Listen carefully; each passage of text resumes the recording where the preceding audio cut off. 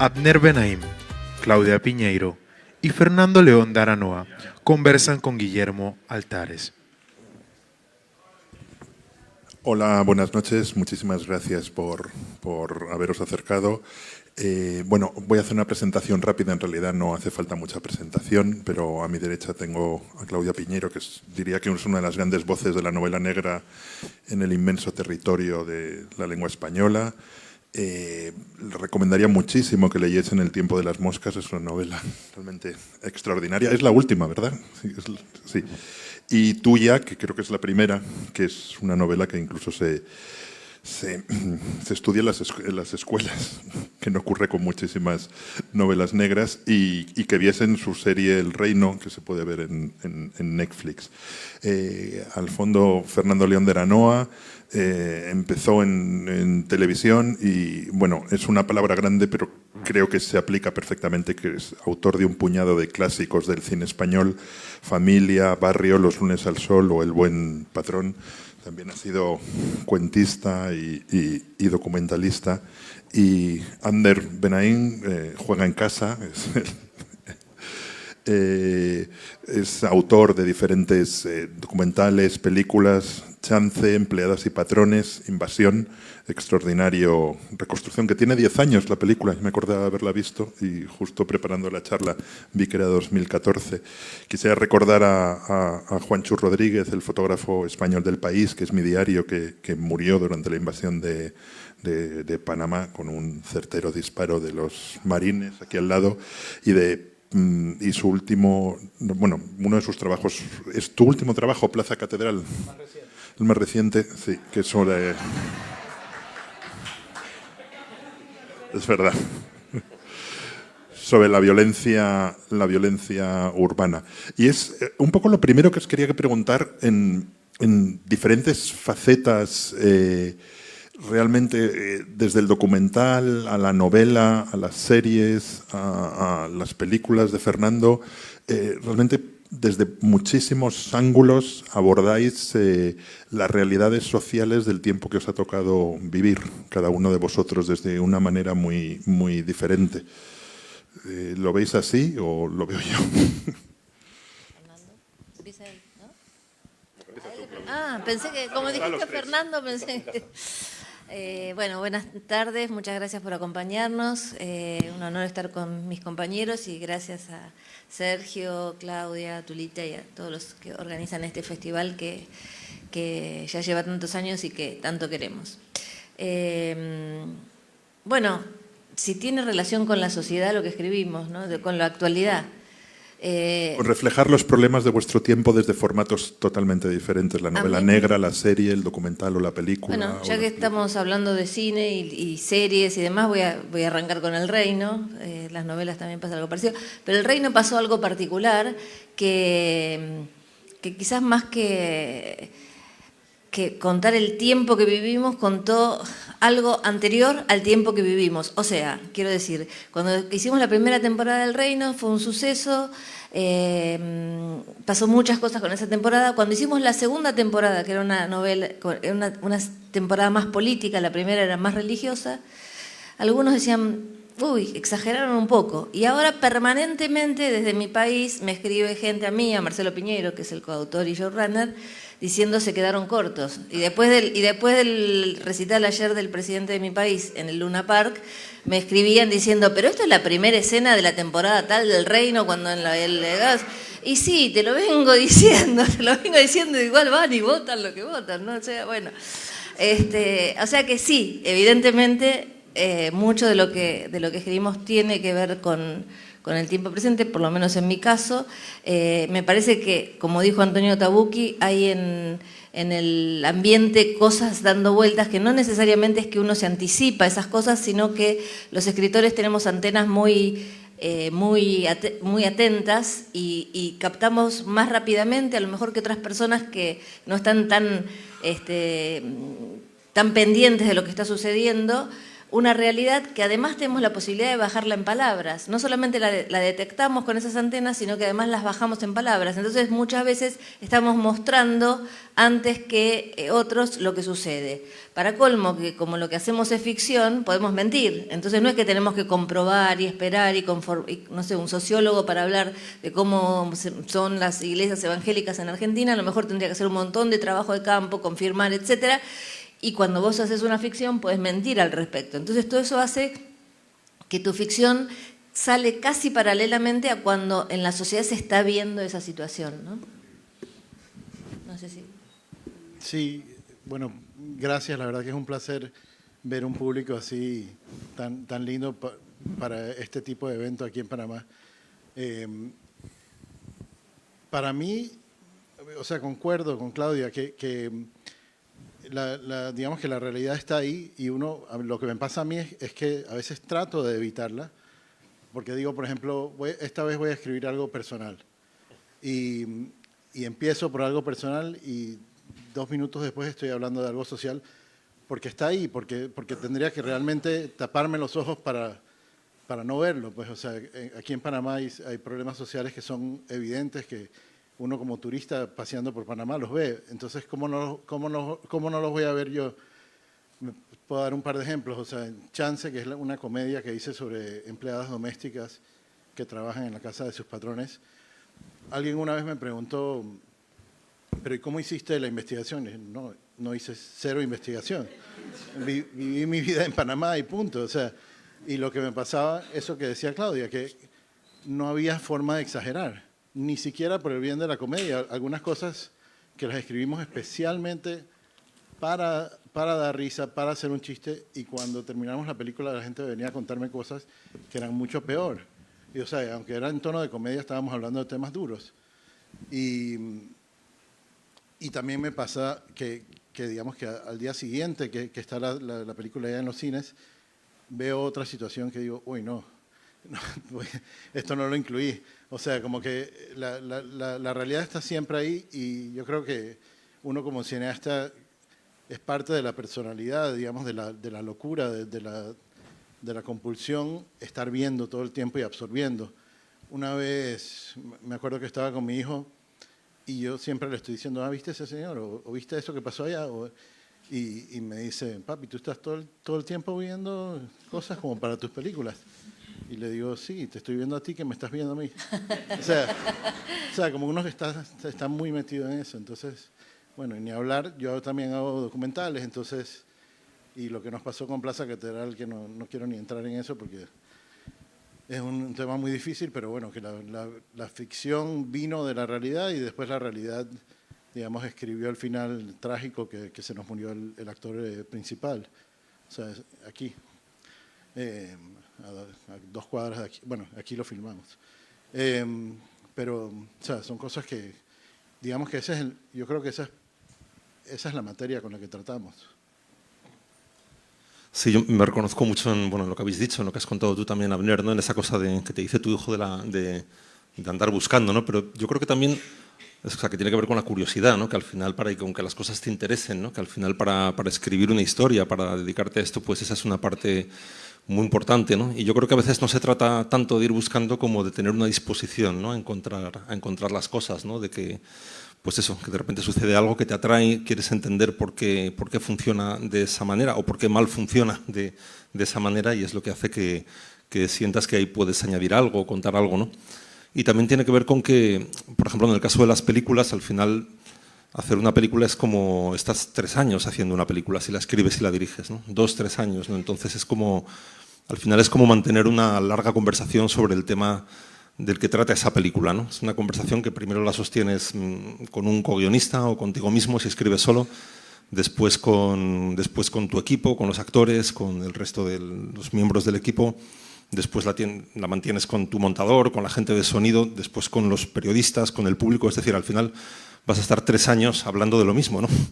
Entonces siempre pienso, bueno, si vas a estar 3 años hablando de lo mismo, elige un tema que te importe, ¿no? Que te interese, porque si no vas a tener 1000 oportunidades de aburrirte por el camino, ¿no? Así que en mi caso intento hacer eso también, ¿no? Al final, pues hablar en en las historias que en las películas que hago, pues de los mismos temas de los que hablo con mis amigos en las sobremesas, lo mismo que te interesa, que te atrae, pues lo llevas a las películas, ¿no? Y había algo en lo que decías, Guillermo, también, ¿no? Como lo has formulado cuando decías lo de si se trata también de conservar el tiempo que nos toca vivir, ¿no? Eso me recuerda mucho, hay un que además se le mencionó ayer en la ceremonia de inauguración a Roque Dalton, ¿no? Al poeta salvadoreño, ¿no? Él tiene un poema hermoso que se llama así, ¿por qué escribimos?, ¿no? Él se hace la pregunta, si lo conocéis, y bueno, tiene un desarrollo y al final termina diciendo algo muy parecido a eso, ¿no? Termina diciendo algo como, bueno, pues vendrán nuevas generaciones pidiendo panoramas, preguntando quiénes fuimos, ¿no? Quiénes les antecedieron, dice a quiénes maldecir con el recuerdo, y termina diciendo, pues bien, eso hacemos, conservamos para ellos el tiempo que nos toca, ¿no? Entonces, me parece que también tiene valor, ¿no? Hacer eso, que las historias tengan esa misión.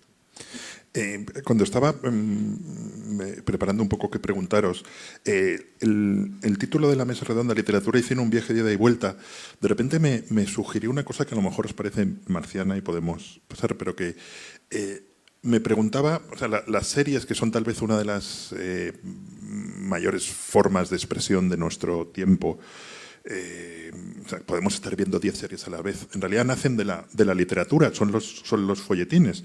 Y siempre que se decía como si fuese extraordinario el interés que puede despertar un nuevo capítulo de Juego de Tronos, hay una historia maravillosa de Dickens, que es que la gente esperaba en el puerto de Nueva York los barcos que llegaban con los nuevos capítulos de Dickens, que luego pirateaban como locos. Fue uno de los inventores de los derechos de autor, porque realmente le pirateaban. Y quería preguntaros, ¿hasta qué punto creéis que las series están cambiando la forma de concebir el cine? O sea, algo que viene de la literatura. En la peli que ha presentado Kevin Costner, que es un western en Cannes, decían, o sea, es una peli, pero en realidad intenta hacer una serie sin darse cuenta. O sea, ¿vosotros os está cambiando? ¿Consumís series? ¿No consumís series? ¿Creéis que la forma en la que concebimos los largos, porque realmente es una inundación audiovisual tremenda? Curiosamente, las películas muchas veces son cada vez más largas, pero estamos acostumbrados a consumirlas como en pastillas. Entonces, empezaría por ti, Fernando, y hacemos al revés. Yo admito que no soy un gran consumidor de series, o sea, tengo yo un poco de cuenta pendiente.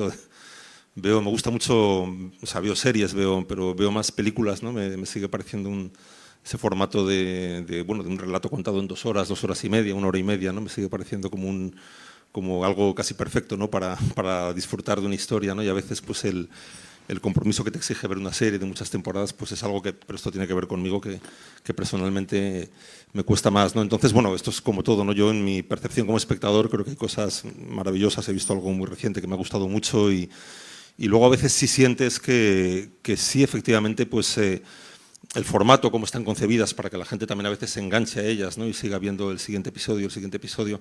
Yo sí siento que muchas veces altera la construcción narrativa del relato, ¿no? Y creo que eso es algo que cada vez va a pasar más, y que en algún momento, cómo se persigue, ¿no?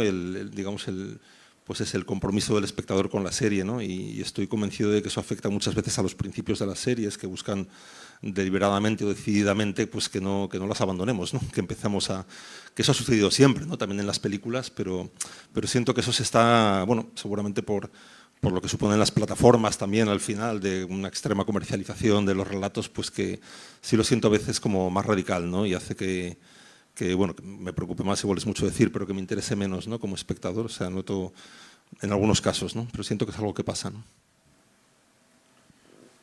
Yo veo series de vez en cuando, y hay algunas que me gustan mucho. Lo que me he dado cuenta es que eso que dice Fernando, de que algunas se extienden solo por el bien de la industria, eso se siente muy rápido. Cuando una serie tiene una buena razón para hacer serie, entonces a mí me engancha, digamos, el cuento, como si estuviera viendo una película o un corto. Pero cuando me toca a mí sentarme a pensar en una idea, a escribir, todavía tengo, digamos, el formato película, digamos. Es lo que me viene más natural, quizás porque crecí y, digamos, mis años formativos y lo que vi es más que todo películas, y es lo que lo que me atrae a primera vista. Pero sí hay ciertas series que le veo todo el sentido y que toma mucha fuerza, y que a veces también tengo ideas que digo, esto sería una serie interesante, porque no cabe en una película, ¿no? Como que hay una razón de ser como, digamos, esencial para hacerlo serie. Y, por ejemplo, la tuya me gustó mucho. Gracias. ¿Terminaste vos? Sí. No, me quedé pensando cuánto hay de ida y vuelta, ya que lo tiene el título, en el sentido de que uno puede pensar, yo puedo pensar, bueno, cuando yo empecé a escribir hace muchísimos años para televisión, yo me acuerdo que sabíamos que eran 4 bloques o 5 bloques, que en cada final de bloque teníamos que dejar algo en suspenso porque la gente no era como ahora, que tenés el control y que no hay publicidades, se iban al baño, no volvían, cambiaban de canal. Entonces vos sabías que en cada bloque tenías que dejar un gancho, que al final del día tenías que dejar un gancho para que lo vean al día siguiente. Entonces todas esas eran normas de la industria para que la gente siga viendo ese programa. Hoy pasa exactamente lo mismo, pero con una certeza mayor. O sea, son tantos los datos que tienen los streaming, por ejemplo, con respecto a cuándo alguien deja de ver una serie o cuándo deja de ver una película. Hace unos días me estaban preguntando por cómo hacer el guión de una película, que los guiones anteriores no les estaban funcionando, y yo planteaba, bueno, lo que pasa es que me parece que para llegar a contar este personaje, el conflicto, tenés que plantear el mundo primero, porque si no, cuando mostrás el conflicto, no generás ninguna empatía porque no sabes de dónde viene. Y me dice, pero es que no hay tiempo. Y le digo, ¿pero por qué no hay tiempo? No, porque me dicen desde el streaming que no podemos contar el mundo, tenemos que ir más a contar directamente el conflicto. Le digo, pero ¿cuánto es yo con temor pregunté, ¿no? ¿Cuánto es el tiempo? Y 3 escenas máximo, cortas. Yo dije, wow. O sea, tienen estudiado, no solamente para las películas, para las series, también para las películas, que las series en general, en el 3er capítulo, si te fuiste, no volvés más. Muchas de las series que les aparecen a ustedes como son las 10 más vistas, son las 10 que apretaron el botón para verla, pero a lo mejor en el capítulo 2 no la vio más nadie. Todo eso lo tienen estudiado. Entonces, como lo tienen estudiado, cuando piden una serie, piden con esos requisitos. Y ahí se terminó la posibilidad de uno como autor de definir cómo quiero contar esta historia, ¿no? Entonces, ¿cuánto hay de cómo quiero contar y cuánto hay de estas son las normas que se establecen? Y las normas que se establecen también me da una curiosidad pensar si esas normas se establecen porque miden cómo nosotros como espectadores miramos esas series o formatean a los espectadores al ofrecer ese tipo de periodicidad o de formato, ¿no? Porque evidentemente hoy una persona no lee con la misma concentración el tiempo En busca del tiempo perdido de Proust, como se podía haber leído en otro momento, y lo mismo una película o una serie que antes le dabas más tiempo. Antes la gente buscaba series de varias temporadas. Uy, qué suerte, el de Americans tiene no sé cuántas temporadas tiene, 6, 7, qué suerte, voy a ver otra más. Ahora no, ahora la gente en general dice, bueno, 6 ya es mucho. Ahora, ¿es la gente o es que se le fue formateando la cabeza para que requiera esa velocidad de cambio? No sé dónde está el huevo y la gallina ahí, ¿no? Y por otro lado, como para terminar, pensaba, esto creo que lo dijo Fernando, ¿no? De si hay películas que se terminan mirando por una cuestión de necesidad de tiempo con la periodicidad de la serie. Por ejemplo, yo hace un tiempo viajé a Estados Unidos y me fijo a ver qué películas tengo para ver y veo que tengo Trenkelauken, que no la había podido ver porque yo no dispuse nunca para ir al cine creo que son 4 horas que dura Trenkelauken, que es una película de una argentina, Laura Cittadella, que salió en la tapa de Carrière du Cinéma, que es una película es una revista de cine donde salen las películas más importantes, y de las 10 que eligió en ese año, la que puso en la tapa es esta, pero dura 4 horas y hay que poder ir 4 horas. Entonces, ¿cómo la ofrecía la aerolínea? Primera parte y segunda parte, porque deben saber que hay, incluso estando 6 horas así en un avión, o 8, porque de Argentina es más, 12, de Buenos Aires a Nueva York, incluso así la gente no puede soportar una película a lo mejor de 4 horas, entonces ves la primera parte y la segunda parte. Yo estaba totalmente agradecida, lamento no haberla visto en el cine, pero no había plan mejor para mí que estar todas esas horas viendo Trenkelauken. Pero evidentemente no es seguramente el patrón más habitual entre el espectador de cine, ¿no? Y luego quería preguntaros, uno de mis héroes intelectuales es Gonzalo Suárez, un escritor y director de cine español absolutamente maravilloso. Y Gonzalo siempre decía, desde hace un tiempo no ha conseguido que le financien las películas, es autor de alguna obra maestra, como Remando al viento. Y Gonzalo siempre decía que se sentía más libre, y nunca lo he entendido del todo, se sentía más libre rodando que escribiendo. Y yo pensaba, joder, el circo, que es que es un rodaje, y sin embargo, en toda esa comunidad imposible de 100 personas trabajando a la vez, se sentía mucho más libre que escribiendo. ¿Vosotros en qué momentos sentís más libres? ¿Cuando escribís, cuando rodáis, cuando montáis? O sea, ¿cuál es el momento creativo que más os interesa? Yo no ruedo, así que yo se la cedo a ellos dos. A ti te iba a preguntar si prefieres guiones o libros. Bueno. Pero Yo hallo bastante similar el proceso de escritura con el de edición, que ambos son, digamos, en la escritura o en solitario o con una persona que a veces trabajo, y está ese proceso que uno realmente tiene la libertad de hacer lo que quiera, pero también, digamos, que tienes los problemas de tu propia mente, ¿no? Que nadie te está obligando, si no tienes un deadline, que la historia es infinita, o sea, esa libertad también es un problema, ¿no?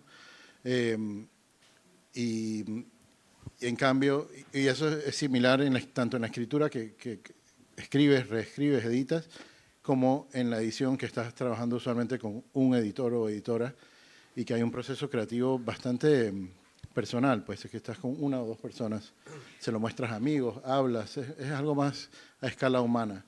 Cuando entras en producción, la inercia es tan grande que yo me he dado cuenta, digamos, con la poca experiencia que tengo, porque aunque estoy haciendo esto ya más de 20 años, hasta que uno hace una película y después otra, parece como que realmente no ganas mucha, digamos, no aprendes tanto, pero cada película parece como un poco como la primera.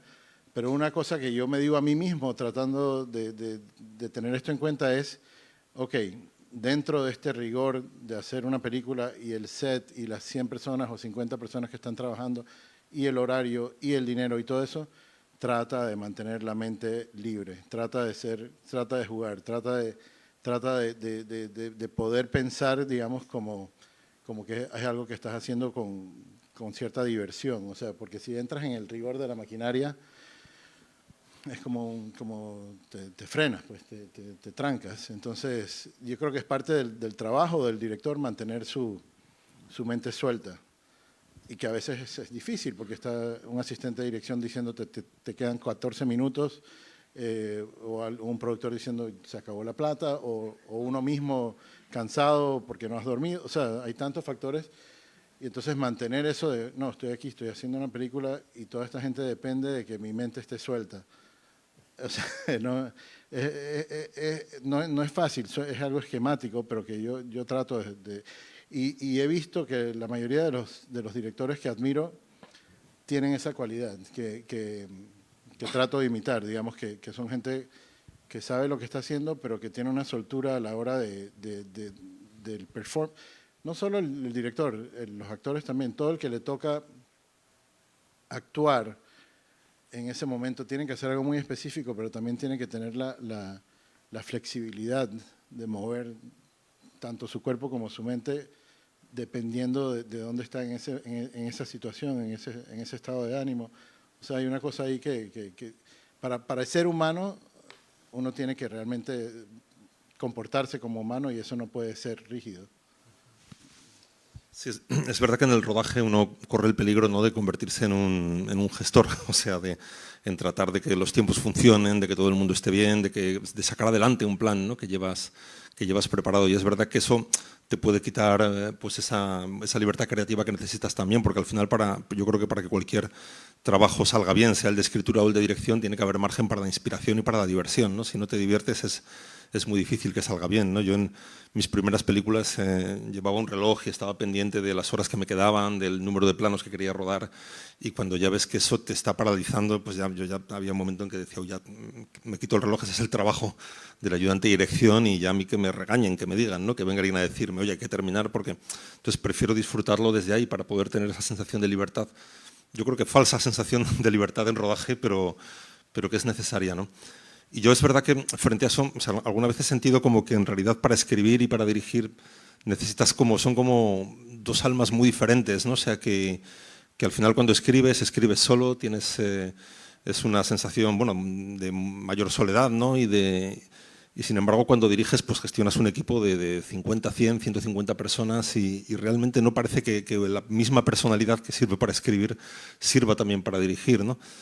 Yo creo que cada uno, yo en mi caso siento que para mí era más cómodo escribir, es decir, es también la parte del oficio que me sigue resultando, Guillermo, respondiendo a tu pregunta, más creativa, ¿no? Es donde mejor me lo paso en la escritura.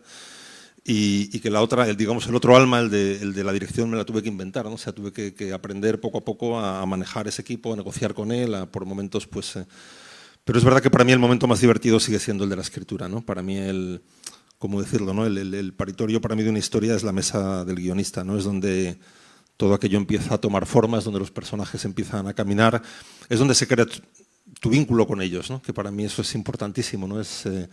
Porque eso es lo que me va a llevar durante el resto de trabajo, esos 2 o 3 años, ¿no? La relación que yo establezca con esos personajes, y esa relación en mi caso empieza cuando escribo, ¿no? Es cuando los empiezo a entender y empiezan a adquirir bueno, pues voz propia, individualidad, ¿no? Y empiezan a ser autónomos, ¿no?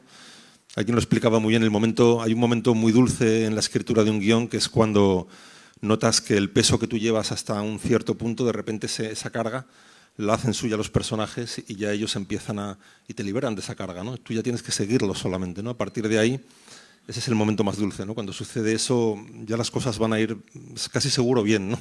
No te puedes fiar del todo, pero es verdad que es el momento en que los personajes ya son autónomos, tienen vida propia y tú solamente tienes que acompañarles, ¿no? Y escribir, no tanto escribir sobre ellos como escribir con ellos, ¿no? Y hacer ese viaje hasta el final, encontrar el final de la historia con ellos. Y para mí todo ese proceso en la escritura es el más bonito, ¿no? Es el más... Luego también el exceso de libertad cuando escribes también puede ser paralizante, ¿no? Esto también depende de cómo cada uno se relacione con la escritura, pero que también, no sé quién decía, y creo que es una gran verdad, que o sea, la dificultad de escribir un guión o sea, al final es como resolver un problema, ¿no? Pero si en los problemas matemáticos al final solamente hay una solución y es la buena, dices, esto es muy difícil, ¿no? Creo que es mucho más difícil cuando el problema tiene infinitas soluciones, ¿no? Porque eso puede ser paralizante, o sea, no sabes cuál es.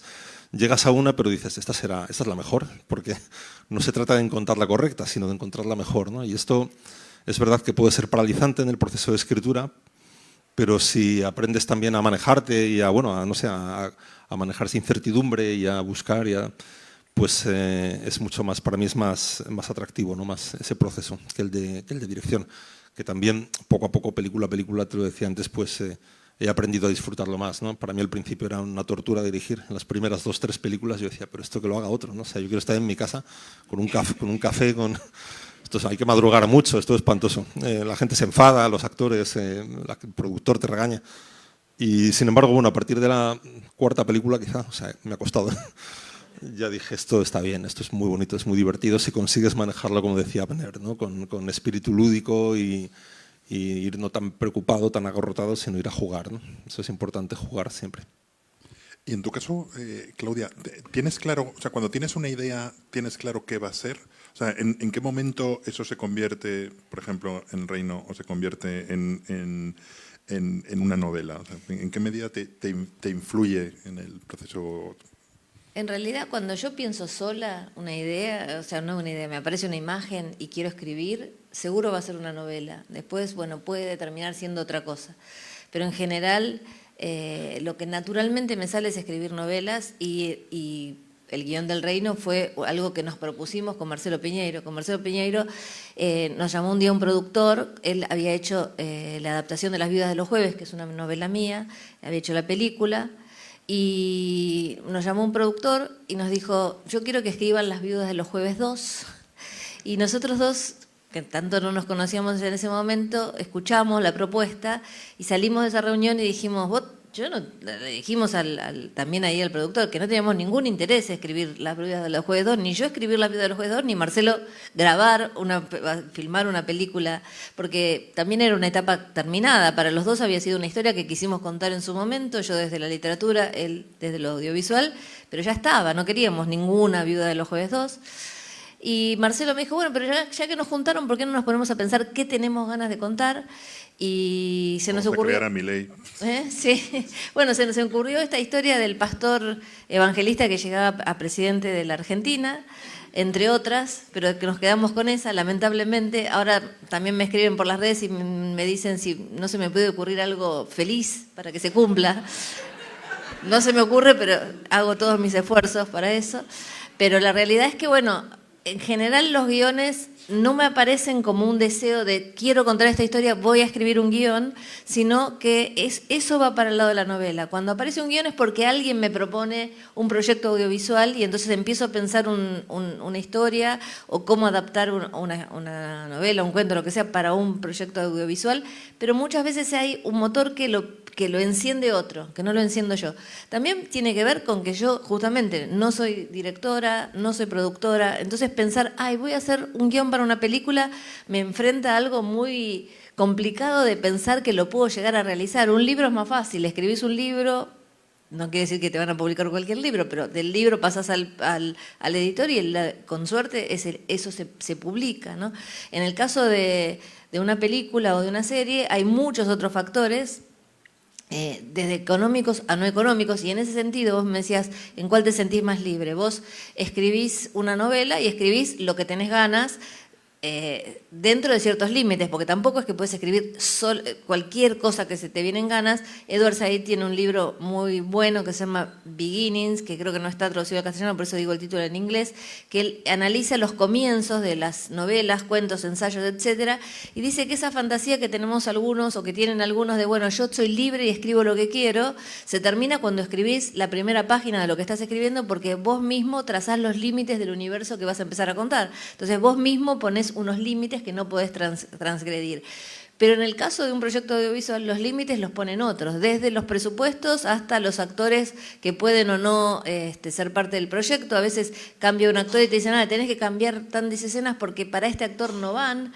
Nosotros tuvimos un gran limitante cuando hicimos El Reino, que fue el COVID, por ejemplo. Nosotros habíamos escrito toda la primera temporada, habíamos empezado a filmar algunas escenas. Por suerte, las escenas que se filmaron primero eran las del estadio donde empieza la serie, que eran escenas que no se hubieran podido hacer jamás con los protocolos de COVID, pero nos quedaron, después de 2 semanas de rodaje o 3 semanas de rodaje, nos encerramos como todo el mundo, no se filmó más. Cuando en septiembre se pudo volver a filmar, en Argentina fueron muchos meses de muy estricto aislamiento, todo era con protocolos de COVID y había escenas que se podían filmar igual y otras que no. Hubo conflictos que tuvimos que cambiar porque la escena que habíamos imaginado para desarrollar era imposible de realizar con los protocolos vigentes. Y era muy impactante porque, por ejemplo, vos ibas al set y la veías a Mercedes Morán, que estaba con una escafandra de acrílico y como si fuera un abanico así redondo que también la protegía de los virus, y había toda una cosa de ozono y no sé qué y no sé cuánto, y cuando decían, bueno, vamos a filmar, ella tiraba todo y era la pastora, iba para un lado, para otro, y era como si no existiera el COVID, ¿no? Era una cosa impresionante. Lo que hacen los actores es algo impresionante. Y cuando terminaba la escena, de nuevo todos a ponerse la escafandra y estábamos todos así con un miedo terrible que nos íbamos a contagiar algo. Además, cuando entrabas al set te hacían el hisopado, no sé qué cosa, para ver si tenías COVID. Por suerte te salía que no, pero te salía que sí, te mandaban para tu casa rápidamente a que no veas a nadie. Son todos límites que vos, si escribís una novela, no los tenés. Yo durante la pandemia escribí El tiempo de las moscas, justamente, y a mí nadie me dijo lo que tenía que hacer o no tenía que hacer. Pero cuando escribía el guión del Reino tuvimos que hacer muchos cambios de muchas escenas, ¿no? Antes, Fernando, has dicho una cosa que me interesa mogollón, es hasta qué punto la ficción construye la realidad y construye nuestra propia realidad. Oliver Sacks tenía una historia muy bonita cuando le decía a su hermano, me acuerdo de cuando él vivió de niño los bombardeos en Londres, y dice, me acuerdo de cuando hay una bomba en nuestra casa, cerca de nuestra casa, y le dice, no, tú no lo viviste, era una historia familiar, tú ya estabas en el campo. Y Oliver Sacks decía, no, yo no mentía, o sea, la recordaba de verdad, porque en realidad, y a partir de ahí establece toda una teoría sobre cómo la ficción construye nuestra realidad con tanta fuerza como la realidad, y que hay un momento en que es indistinguible, o sea, no podríamos distinguir a veces un documental de una película. ¿En qué medida os influye a vosotros una cosa y la otra? O sea, cuando decías antes que recordaremos, nosotros tenemos somos medio vecinos en unos pueblos de Segovia, y de repente veía hace poco Arrebato, un clásico del cine español, y veía cómo era la carretera que lleva mi pueblo y el suyo hace 40 años, y no es como la recordaba, pero es lo que es, ¿no? ¿En qué medida os influye una cosa y la otra? Lo que habéis leído, lo que habéis visto en ficción, en realidad, un periódico o una novela a la hora de construir. No sé, yo en mi caso antes escuchaba el final de la conferencia anterior, ¿no? Donde se hablaba de dónde parten las historias, ¿no? Si se hablaba de si salen de la experiencia propia o puede uno escribir desde cosas que no son que le son ajenas en principio, ¿no? Yo pensaba mientras escuchaba que a mí me pasa que mezclo todo mucho, ¿no? Yo mezclo mucho mi experiencia propia con la ajena, la ficción con la realidad, lo recordado con lo vivido, ¿no? Entonces, pero me parece que eso tiene que ver también con la condición del escritor al final, ¿no? Que es lo que te permite también pues, que todo eso sean como vasos, que hay comunicación entre ellos, comunicados, ¿no? Y puedas y que de ahí surjan las historias y no tenerlo tan claro, ¿no? Yo creo que consiste en a veces la experiencia ajena o cosas que no son directamente tu vida, pues pasarlas por tu propia experiencia emocional, ¿no? Y uno puede escribir sobre eso aunque no lo haya vivido, ¿no? Yo creo que en buena parte en eso consiste como la función del escritor, ¿no? Y en relación con lo que decías, pues no sé, también antes hablábamos eso de cómo la ficción, pues, o sea, parece que sirve para representar la sociedad o para dejar pues eso, un retrato de ella, ¿no? Pero también creo que, a mí por lo menos me pasa que uno intenta también consciente e inconscientemente no registrar un momento coyuntural de lo que está viviendo, ni siquiera en los documentales, ¿no? Sino más bien hablar al espectador, no al que va a ir este viernes o este sábado a la sala, sino al espectador de dentro de 15, 20, 40 años, ¿no? Que de pronto vea tu película en una filmoteca o en un canal de televisión y lo que estás tú contando ahí pues le apele, ¿no? O sea, él se siente apelado por ese relato, es decir, que intentar hablar de cosas que no sean tanto para coyunturales, ¿no? O sea, que no envejezcan, ¿no? Yo creo que al final lo mejor que le puede pasar a una historia es que envejezca bien, ¿no? Es decir, que tenga sentido ahora y dentro de 30 años y dentro... Eso es lo que pasa un poco con los clásicos, ¿no? Que ves películas de hace 70, 80 años y te siguen hablando, ¿no? Sigues comprendiéndolas. Entonces creo que, o sea, que en ese sentido sí ayudan a construir la realidad, ¿no? Porque al final lo que están dejando es pues una explicación o una mirada sobre algo que se va a entender igual dentro de X años, ¿no? Sí, coincido. Y a mí me pasa, como yo hago tanto documental como ficción, bueno, tú también, me pasa que cuando me preguntan, pero ¿cómo diferencias? Y realmente siento que no hay una diferencia tan grande en cuanto a lo que se está buscando. Tanto en realidad, en documental como en ficción, yo siento que estoy buscando una verdad, llámala una verdad dramática o una verdad cinematográfica, pues algo que conecte conmigo primero y con el espectador, espero, ¿no? Pero, por ejemplo, una persona real hablando de sí mismo, de un cuento que le pasó a él, a través de la cámara te puede sonar falso.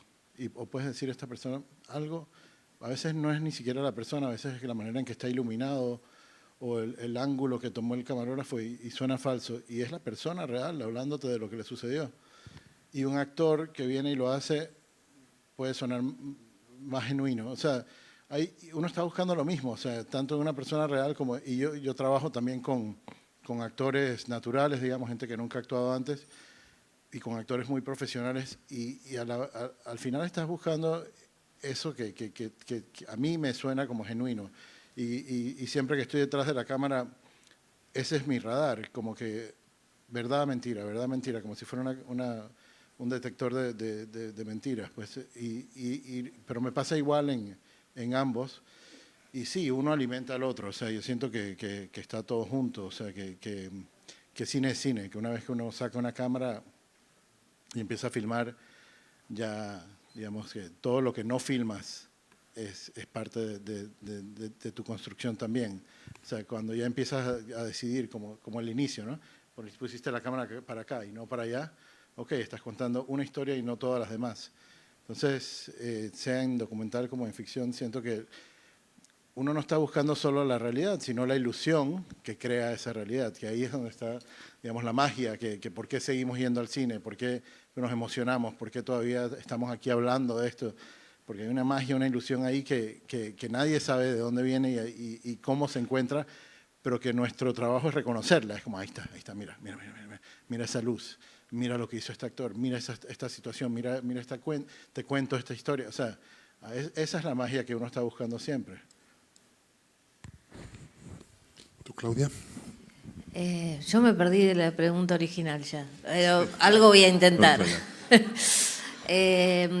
Cuando yo escribo algo, siempre parto de una imagen disparadora que es una mezcla de cosas. En esa imagen disparadora hay parte de realidad y parte de cosas que no sé lo que son. Es como un sueño, uno sueña algo y por supuesto que en ese sueño hay inputs que tienen que ver con vivencias, ¿no? Pero eso que aparece luego en el sueño no es exactamente ni tu realidad, ni tu vida, ni es tan directa la relación. Me parece que en la materia de lo que yo trabajo cuando cuento una historia, sea para audiovisual o sea para una novela o para ficción o cuento, lo que sea, hay una mezcla de cosas que es difícil decir, bueno, esto es parte de la verdad y esto es parte de la ficción. Y me parece que está bien que uno no sepa qué parte es qué, ¿no? Generalmente todas las historias que yo escribo, por los géneros que escribo, son historias verosímiles. Entonces, son historias que podrían ser realidad, pero que no lo son, ninguna lo es, ¿no? Y eso también trae muchos conflictos. La escuchaba a Brenda en la mesa anterior cuando ella decía que muchas veces tiene que explicar si el hermano de la novela de ella es su hermano o no es su hermano, y ella dice no tengo hermano, contesta, ¿no? El otro recibe muchas veces la ficción pensando esto es realidad. En el caso del Reino en particular, nos trajo muchos problemas eso, ni bien salió el Reino, hubo un comunicado de una asociación de iglesias evangélicas que era un comunicado muy, muy duro, que arrancaba diciendo, sin ánimo de censurar, y a partir de ahí todo lo que decía el comunicado era, no se te ocurra volver a escribir algo como esto. Además, ese comunicado, que era sobre el Reino, del cual yo soy autora con Marcelo Piñeiro, lo escribimos juntos, él además es el showrunner de la serie, es el director de la serie junto con Miguel Cohen. Fue una serie que hicimos para Netflix, pero ese comunicado de las iglesias evangélicas decían que en realidad, lo voy a traducir, no decía exactamente esto, yo, Claudia, había sido la serpiente que había llevado la manzana al reino de Netflix, donde todos fueron engañados por una mujer que había sido militante de la ley del aborto y que todo lo que yo había escrito con Marcelo, que no lo nombraban en el comunicado, con respecto a la historia del Reino, era porque yo era abortera. Decía eso el comunicado.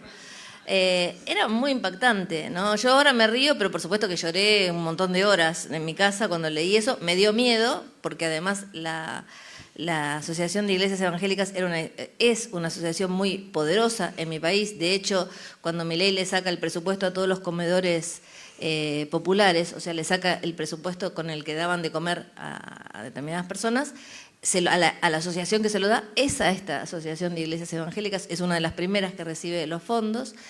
Y el director, no el que era cuando salió el comunicado, sino el que había sido hasta hace 2 meses antes de que saliera el comunicado, 2 meses después fue condenado por la justicia en Mendoza por 63 casos de abuso, de los cuales 5 habían sido niños.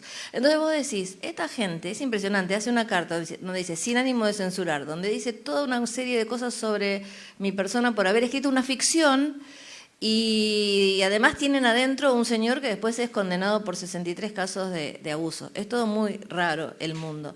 Pero bueno, todo esto para decir, se confunde la ficción y la realidad. Nosotros escribimos una historia de ficción sobre un pastor evangélico, que no quiere decir que todos los pastores evangélicos sean como ese pastor, que no quiere decir, por supuesto, una crítica a la religión, ni mucho menos a quienes creen en esa religión, sino que elegimos contar una historia de esos dos pastores evangélicos, esa mujer y ese hombre que tienen una familia y que quieren tener cierto poder. Pero se mezcla y entonces teníamos desde estos señores que escribían diciendo sin ánimo de censurar y que todo lo que decían de la serie eran cosas horribles, hasta también pastores buena onda, ¿no? Que me escribían diciendo, si vas a escribir una segunda temporada, todo bien con esta, pero yo te quiero contar cómo es de verdad el pastor y cómo es de verdad esta situación. Volviendo a ignorar que lo que yo conté es una ficción y que esos dos personajes no existen. No existen ni el pastor, ni la pastora, ni ninguno de los personajes que pusimos ahí, ¿no? Bueno, nos queda poquísimo tiempo. En realidad, estaba pensando que uno de los motivos por los que a veces vemos películas de los años 70 o 60 es para contar cómo era el mundo en ese momento. Y hace poco me contaron que, sobre todo en las grandes plataformas, ya no puedes sacar nada que sea real. O sea, no puedes sacar un supermercado si ese supermercado existe, por si te demandan o por si te piden pasta o lo que sea. Entonces, habrá un momento en que no podremos utilizar las series para ver cómo era la Gran Vía de Madrid dentro de 20 años veremos una serie que transcurra ahora y no podremos verlo. Bueno, nos queda, si somos puntuales, tendríamos que acabar ya, si no sería una pregunta rápida. No sé si alguien de organización me... 48.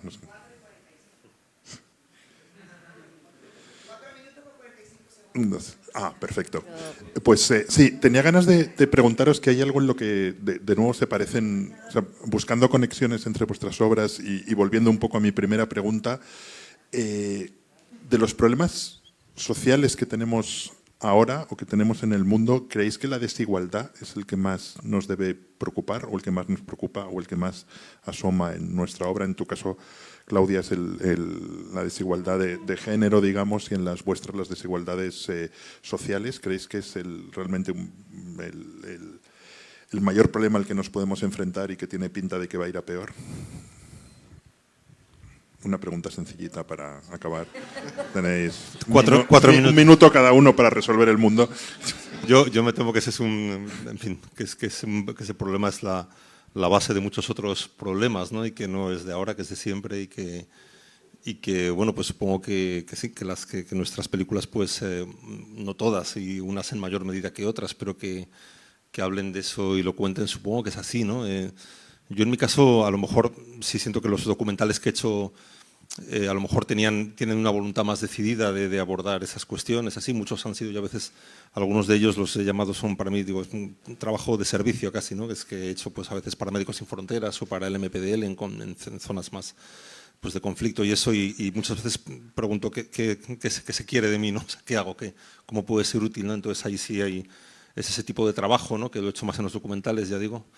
Y en las ficciones, pues también, pero siempre lo decía antes, ¿no? En las ficciones yo creo que tiene que haber también, es muy importante, o sea, yo creo que también hay que ser un poco egoísta cuando se trabaja, es decir, en ese sentido quieres contar una realidad y quieres expresarla porque de alguna manera quieres colaborar, si no a solucionarla, por lo menos a exponerla, pero también tienes que encontrar la manera de que a ti eso te alimente en el proceso, no es como los documentales, ¿no? Hablaba de ese tipo de trabajos, yo los he hecho en buena medida por egoísmo, ¿no? Por vivir esa experiencia, por estar cerca de gente de la que he sentido y me ha pasado, ¿no? De la que he aprendido mucho y que, o sea, son experiencias que también no sé, pues que te forman y siempre van a terminar reflejándose en tu trabajo, en otras películas, ¿no? Entonces creo que esa parte también es muy importante, pues eso, ¿no? Escribir también, trabajar para disfrutar mientras lo haces y en el camino pues intentar, yo por lo menos he hecho eso, ¿no? Intento hacer eso, pues sí exponer algunas de esas situaciones que dices, ¿no?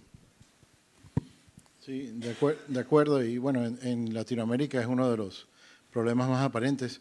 Yo creo que especialmente en el cine documental, pero también en ficción, una de las labores que hacemos o que tratamos de hacer es mostrar algo que para la gente parece normal, pero que uno tiene un ángulo crítico, un ojo crítico, una mirada que dice, no, míralo bien, esto no es normal y no debe ser así. Y hay una alternativa. Y como que mostrarle a un público ese tipo digamos, de realidades que están ahí en su día a día y decirles, mira, aquí hay algo que quizás podríamos cambiar si hay voluntad. Yo creo que esa es una de las misiones del cine social, digamos, ¿no? Sí, bueno, en ese sentido también era interesante las cosas que dijo Coppola estos días en Cannes, ¿no? Con respecto a si los artistas no tenemos que estar diciendo algunas cosas que no estamos diciendo en estos momentos, ¿no? Como que hay mucho silencio en algunos temas. Pero con respecto al punto de la desigualdad que decís vos, me preguntaba recién si lo grave, vos dijiste algo así como, si lo grave en este momento, lo más importante es la desigualdad. Si lo que tenemos que contar es eso.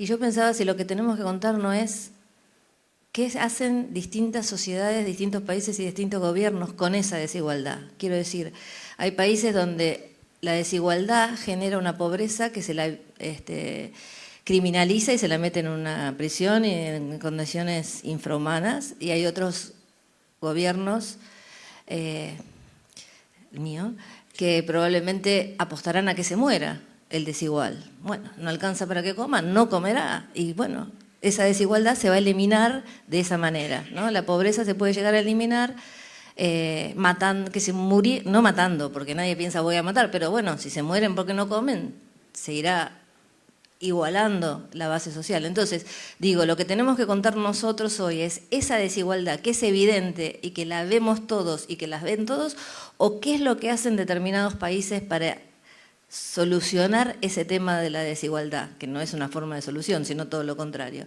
Yo creo que una de las cosas que tendría que estar haciendo ahora, en general el arte, es ser un arte un poco más político, porque desde la política tenemos permanentemente relatos, historias que nos van contando y que nos van metiendo en la cabeza de cómo funciona el mundo, y de este lado estamos resistiendo, me parece para mi gusto, un poco.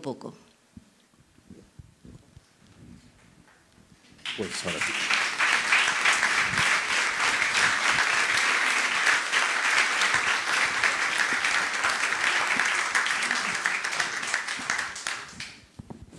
Ya está, pues muchísimas gracias y buenas noches. Bueno, gracias. Gracias.